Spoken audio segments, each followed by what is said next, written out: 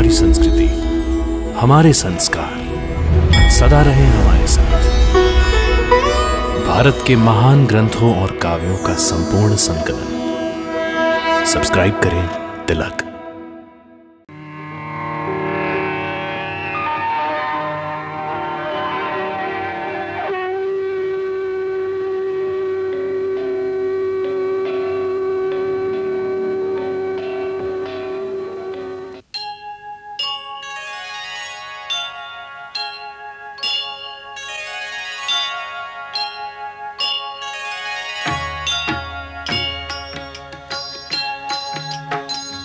सीताराम चरित अति पावन, मधुर सरस अरु अति मन भावन।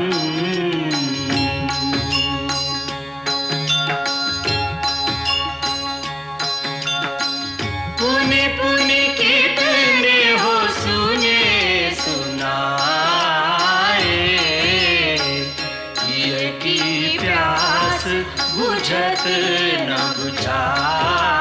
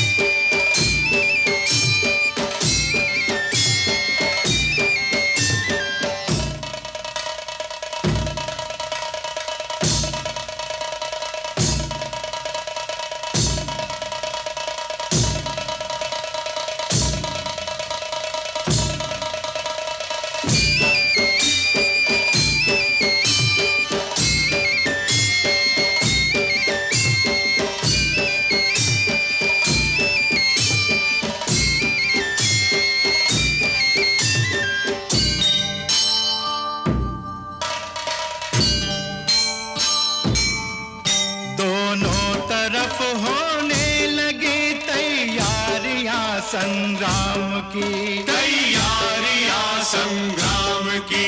उस ओर रावण दल सबल, इत सुदृढ़ सेना राम की, इत सुदृढ़ सेना राम की। जयकार सैनिक कर उठे निज स्वामियों के नाम की, निज स्वामियों के नाम की। वह पूर्ण होगा राम से अभिलाष है जिस काम की, अभिलाष है जिस काम की। वह पूर्ण होगा राम से अभिलाष है जिस काम की, अभिलाष है जिस काम की।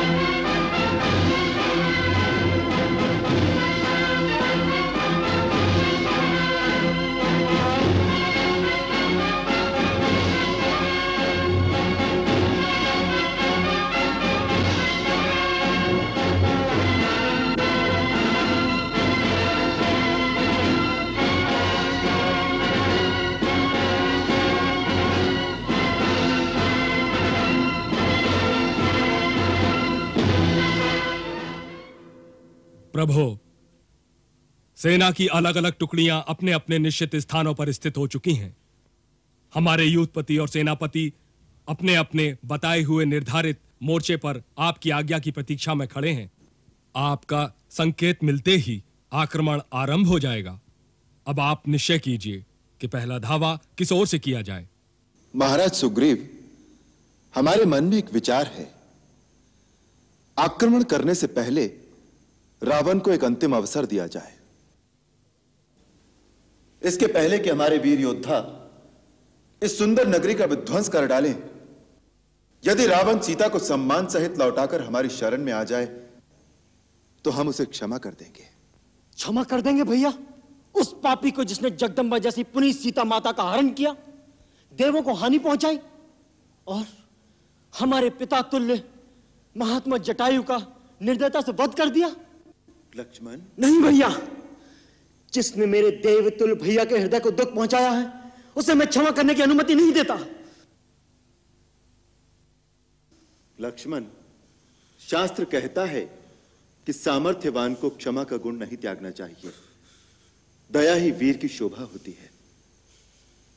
देवगुरु बृहस्पति ने राजनीति की शिक्षा देते हुए कहा है, निजी क्रोध की अभिव्यक्ति के लिए किसी एक व्यक्ति को पाप का दंड देते हुए यदि उसकी प्रजा और निर्दोष प्राणियों का सर्वनाश होने की संभावना हो तो वीर पुरुष निज रोष का शमन करके क्षमा के गुण को अपनाए और शत्रु को अपने पाप के प्रायश्चित करने का अवसर दे। यही राजधर्म है, यही राजनीति है। प्रभु, यह मंत्रणा राजोचित भी है और धर्मोचित भी।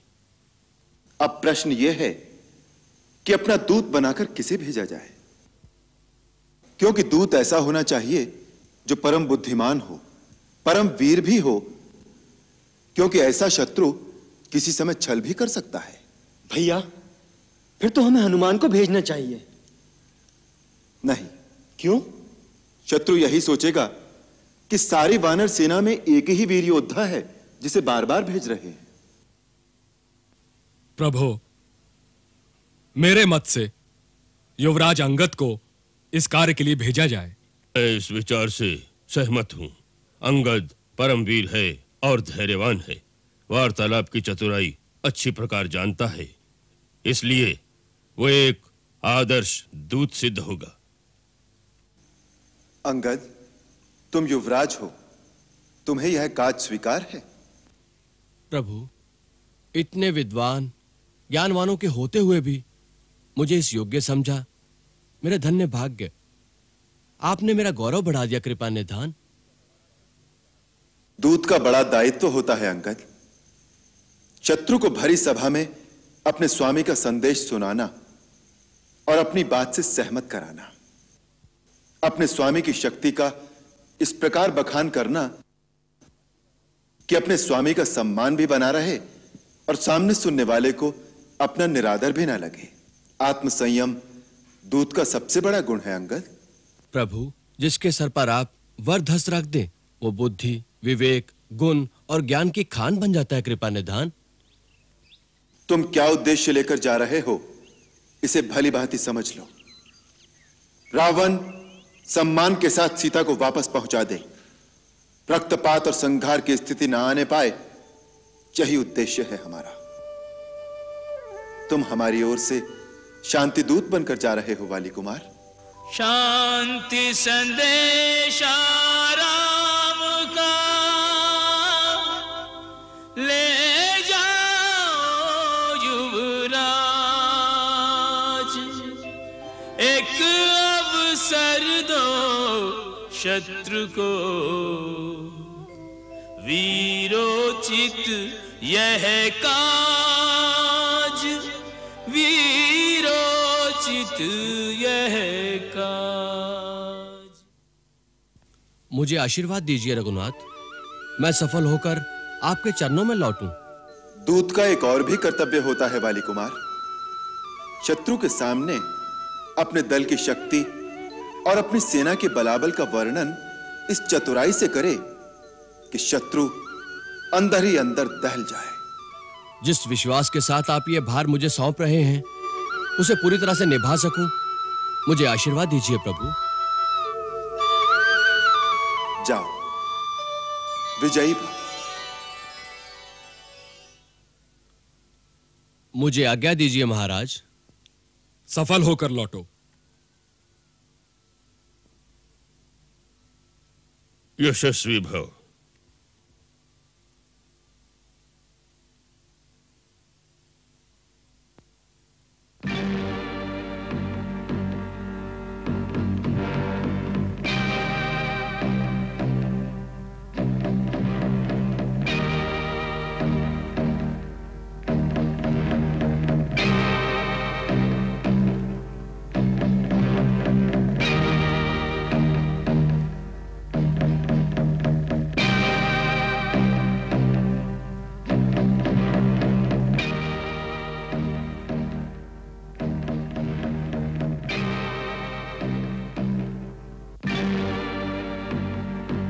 सावधान!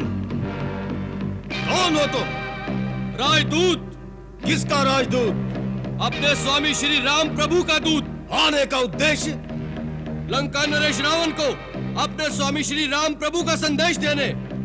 वहीं खड़े रहो, सेनापति की अनुमति मिलने पर ही आगे बढ़ सकोगे। मैं अनुमति की प्रतीक्षा करूंगा। कौन है? शत्रु का दूत है। शत्रु का दूत है, सेना नायक को सूचित कर दो। शत्रु का दूत है, सेना नायक को सूचित कर दो। शत्रु का दूत है, सेना नायक को सूचित कर दो। शत्रु का दूत है, सेना नायक को सूचित कर दो।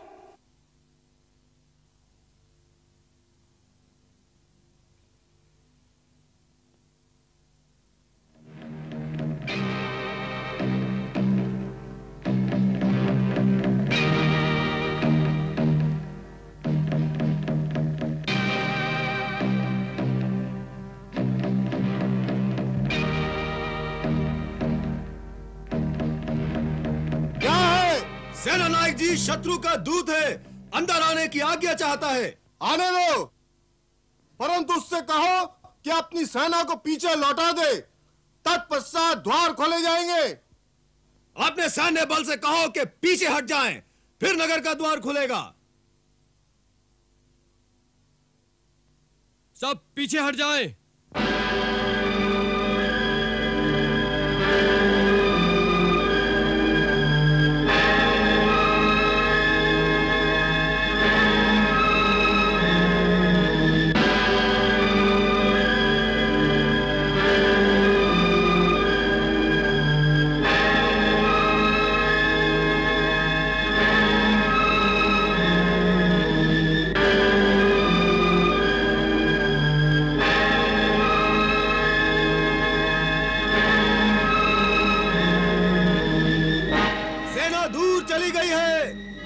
द्वार खोल दिए जाए।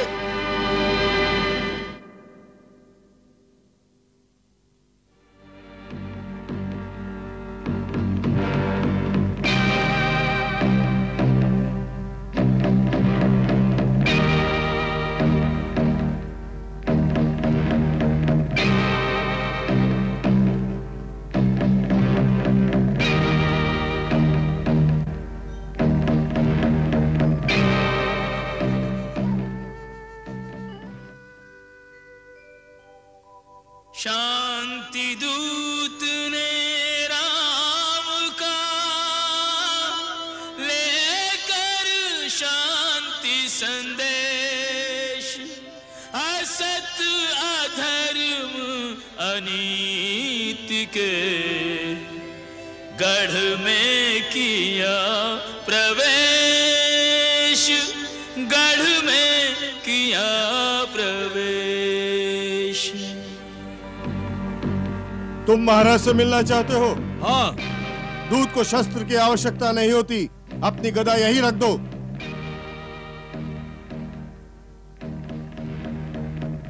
जय श्री राम।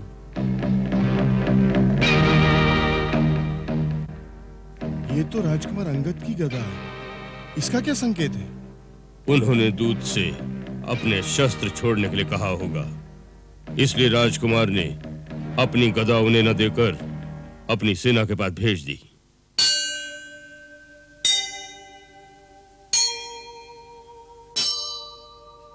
महाशक्तिन को यह ध्यान रहे, पृथ्वी पे वृथा विध्वंस न हो, कोई न अकाल मरे जग में, और वंश कोई निर्वंश न हो, को नीति अनीति में भेद करे, यदि राम सरीखो हंस न हो, पृथ्वी धस जाए रसातल में, पृथ्वी पे जो धर्म को अंश न हो।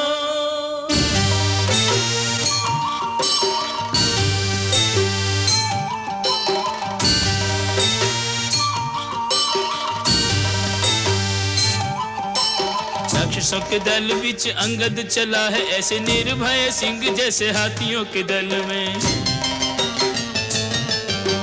साहस अपार लिए राम का आधार लिए, कूद पड़े जैसे कोई सागर अतल में,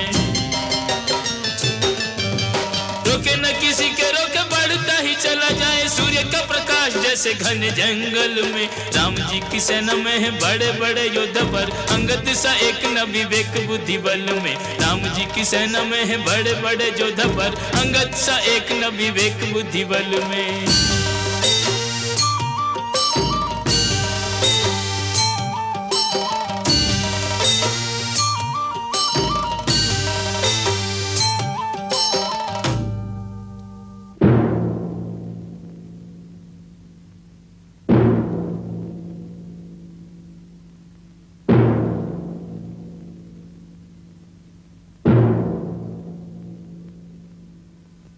लंकेश्वर की जय हो। क्या है महाराज? शत्रु का एक दूत आया है, उसका कहना है कि वो एक ऐसा प्रस्ताव लाया है जिससे युद्ध करने की आवश्यकता नहीं पड़ेगी और लंका में शांति बनी रहेगी। शांति का प्रस्ताव लाया है? वाह राम, युद्ध से पहले ही शांति दूत भेज दिया। अभी तो हमारी चंद्रहास की चमक तुमने देखी ही नहीं, पहले ही डर गए।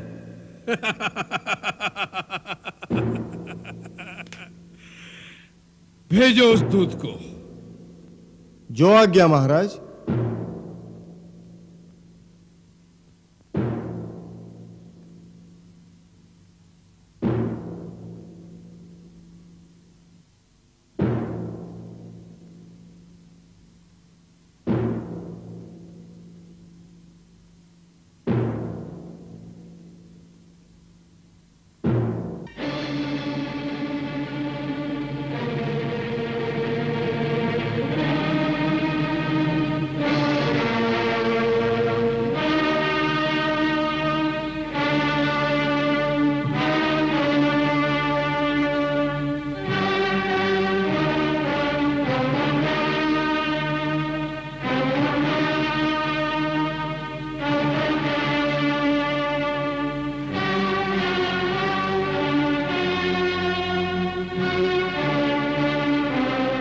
वानर, कौन हो तुम और क्या संदेश लेकर आए हो?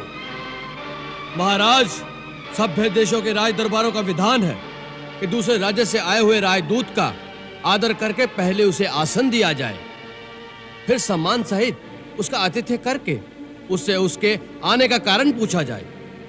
मूर्ख, इतना भी नहीं जानते कि राजदूत उसे कहते हैं जिसे किसी राजा ने भेजा हो। जंगल से आए हुए किसी भिखारी के भेजे हुए वानर को राजदूत नहीं कहते। आप राजा की बात करते हैं लंकेश्वर? मैं जिनका दूत हूं वो तो राजाओं के भी राजा है, राजेश्वर हैं। वो केवल इस भूमि खंड के ही नहीं वरन तीनों लोकों के स्वामी हैं। देवताओं, वेदों और विधि के भी वही नायक हैं। मैं उन्हीं त्रिलोकेश्वर का, श्री राम का राजदूत हूं।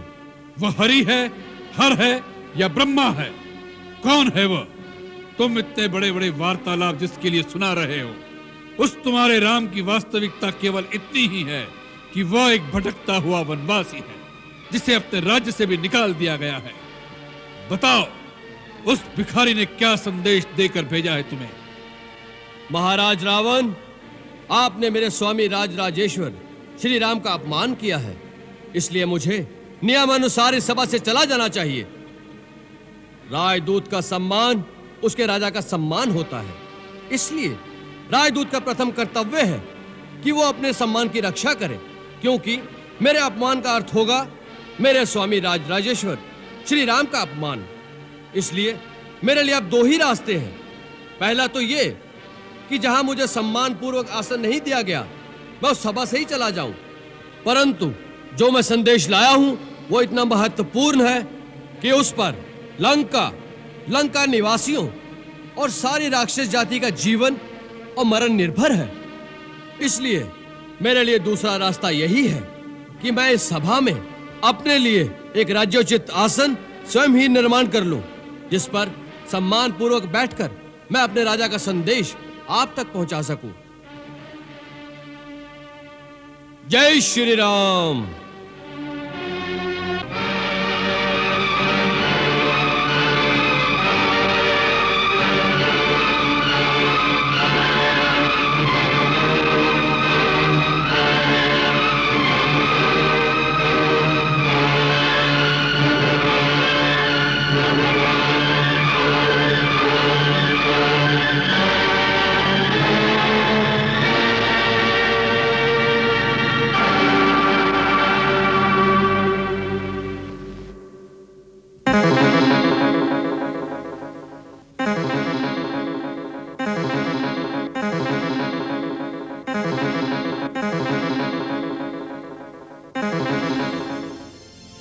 अंगद ने कहीं देखो नहीं ऐसा राजा असभ्य अनीति को शासन,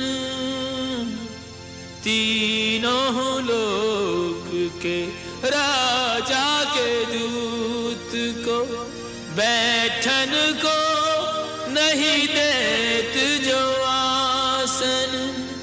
आग लगी अंगद के अंग में, सुन अभिमान भरे संभाषण। पूछ बिना कहीं पूछ न होती सो, डार लियो निज पूछ को आसन। डार लियो निज पूछ को आसन।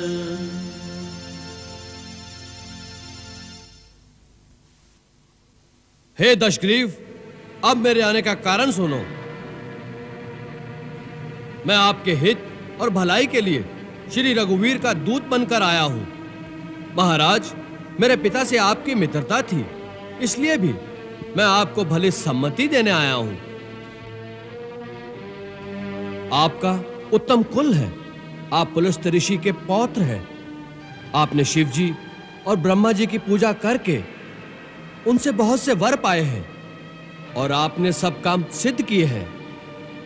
उसी शक्ति से आपने समस्त लोकपालों को भी जीत लिया है, परंतु फिर आपने किसी संगदोष अथवा कुमति के कारण उन शक्तियों का दुरुपयोग करके ऋषि, देवता, गंधर्व, अप्सरा, नाग, यश और राजाओं का बड़ा अपराध किया है। उसी राजमत से अंधे होकर आप अब जगत जननी सीता जी को हर लाए हैं। जब पाप कर्म इस प्रकार अपनी पराकाष्ठा को पहुंच जाते हैं तो दैवी शक्तियों को पाप का नाश करना ही पड़ता है, परंतु उस नाश के साथ ही पापी की घोर दुर्गति होती है। उसका अंत बड़ा भयानक होता है और मृत्यु उपरांत उसकी दशा अत्यंत दुखदायी होती है। आपके पाप आज आपको उसी सीमा पर ले आए हैं। मैं आपके हित के लिए आपको यही परामर्श देने आया हूं कि यही एक ऐसा क्षण है जब आप चाहे तो श्री राम से क्षमा मांगकर उनकी शरण में चले जाएं। श्री राम की यह आन है कि सच्चे हृदय से शरण में आने वाले के दोषों को नहीं देखते। जिसने शरण में आकर पुकारा कि मेरी रक्षा कीजिए, प्रभु मेरी रक्षा कीजिए, ऐसी आर्त पुकार सुनते ही प्रभु अपने शरणागत को अभय प्रदान कर संसार के समस्त दुखों से मुक्त कर देते हैं। उनके बाणों में तीनों लोगों को एक साथ भस्म कर देने की शक्ति होते हुए भी वो एक सच्चे वीर की भांति दया को नहीं छोड़ते। इसलिए आप मेरी मानिए, इसी समय गले में कुल्हाड़ी डालकर और दांतों में तिनका दबाकर अपने समस्त कुटुंबियों के साथ श्री राम की शरण में जाकर माता जानकी को बड़े आदर के साथ उनके पति को लौटा दें।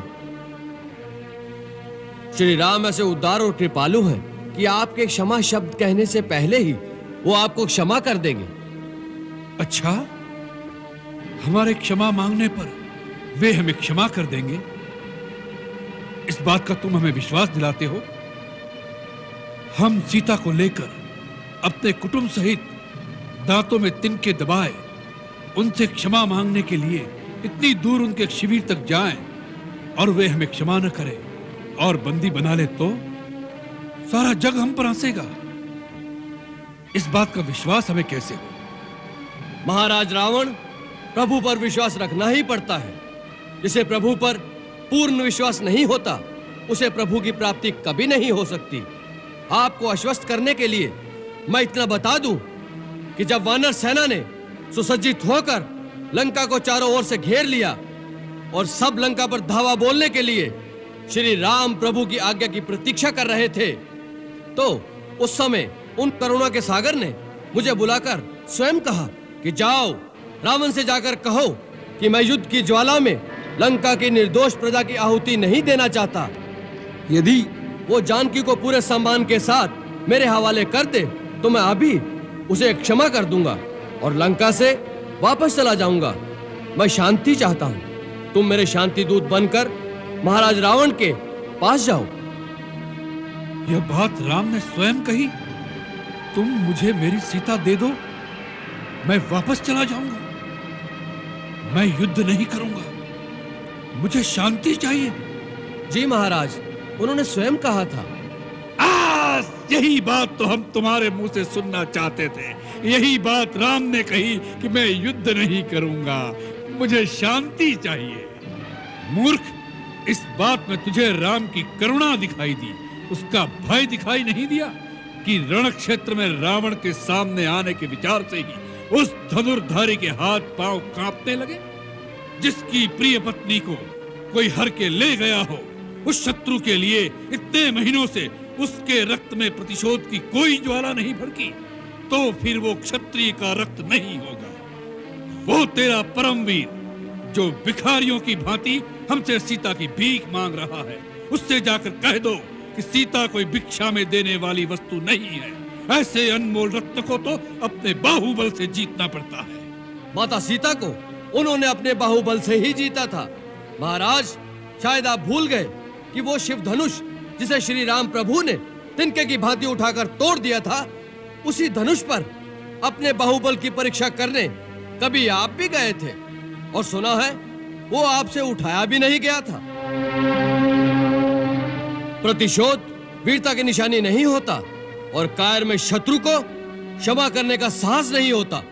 इन दंत कथाओं में क्या रखा है मूर्ख वानर? तुमने कहा था तुम्हारे पिता हमारे मित्र थे, परंतु अपने कुल का परिचय नहीं दिया तुमने। महाराज, देवराज इंद्र के पुत्र महाराज बाली का मैं पुत्र हूं। मेरा नाम अंगद है। मैंने ऐसी भी एक दंत कथा सुनी है कि मेरे पिता महाराज बाली ने एक बार रावण नाम के किसी प्राणी को अपनी पूंछ में बांधकर कई पर्वतों पर घूमते रहे थे। यह वही बाली है जिन्होंने अमृत मंथन के समय समुद्र को मथने में सहायता की थी। तुम वानर राज वाली के पुत्र हो? उनकी हमारी तो मित्रता की संधि थी। हमें यह देखकर अत्यंत दुख हो रहा है कि ऐसे महाबली के पुत्र होकर एक तुच्छ नर के तुम दूत बनकर इतनी प्रसन्नता दिखा रहे हो। जो तुम्हारे पिता का हत्यारा है, उसके पीछे सेवकों की भांति हाथ जोड़कर चल रहे हो। तुमने अपने वंश को लज्जित कर दिया है अंगद। हो सकता है कि बाली के मरने के बाद सुग्रीव के डर से किसी ने बेचारे अंगद का साथ न दिया हो और ये निस्सहाय अवस्था में अपने काका और पितृहंता की सेवकाई करने पर विवश हो गया हो। यदि यही बात है तो हमारे होते हुए तुम अपने आप को निस्सहाय मत समझो। अंगद, तुम हमारे पुत्र समान हो। हम तुम्हें तुम्हारा राज्य वापस दिलाएंगे। तुम्हारे पिता की गद्दी पर तुम्हारा ही अधिकार है। तुम अपने आप को विवश मत समझो। अपने हृदय में प्रतिशोध की ज्वाला को बुझने मत दो। तुम राम के विश्वसनीय हो। उसका लाभ उठाकर अकेले में चुपचाप उसका वध करके अपने पिता की हत्या का बदला ले लो। यही एक वीर पुत्र का कर्तव्य है।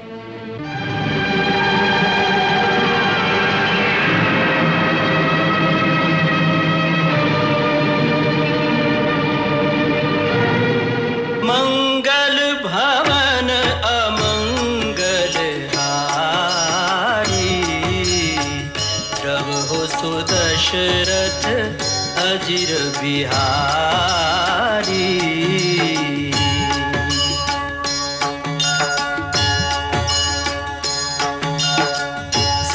सीताराम चरित अति पावन, मधुर सरस अरु अति मन भावन।